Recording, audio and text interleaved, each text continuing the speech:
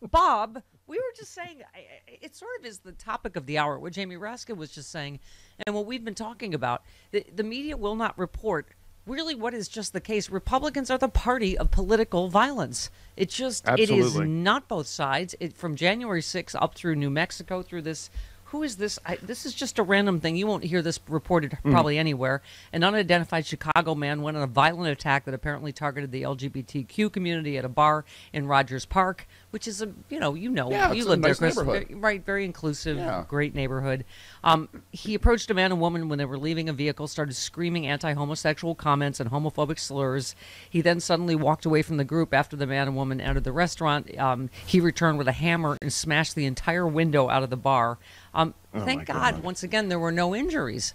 But it's almost a miracle there were no injuries in these New Mexico shootings, right? Even if there were a legitimate intention with some of these or all of these cases of political violence that we're seeing, this far-right extremism, even if the grievances were legitimate, it would obviously still be completely over the top and overreaction, just the worst possible thing that you can do. But because it's based on well-financed propaganda, to the point where, for example, I think we sometimes overlook this as far as how certain segments of the country, how 74 million Americans are being radicalized right now.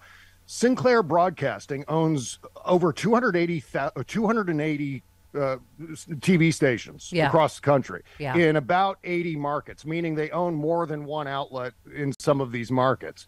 And they are constantly pumping at the local level all of this pro-Trump, far-right propaganda into the softened skulls of their audiences. And we talk about Fox News a lot. We talk about people like Alex Jones and so on. But we can't overlook the role of Sinclair Media in the radicalization of so many Americans. And that's what's leading us to this point where these people feel as though the only recourse is to either commit these acts of terror or directly try to murder people.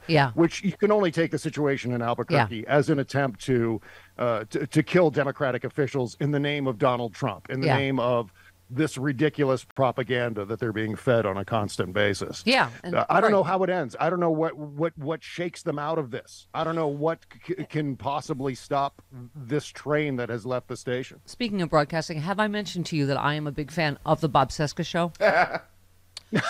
Okay. Yes, I'm honored. That's so nice of you. Here's my point. Bob Cesca, 10 times the broadcaster, half these right-wing hacks are.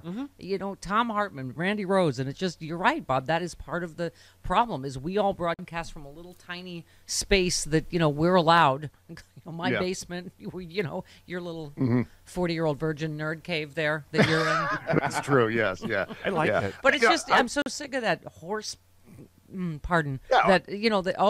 liberals just aren't good at broadcasting. It's not the case. It's because right-wingers own all of these stations. Of course they're going to put right-wing crap on there, but you're right, Bob. It's part of what perpetuates this cycle of violence.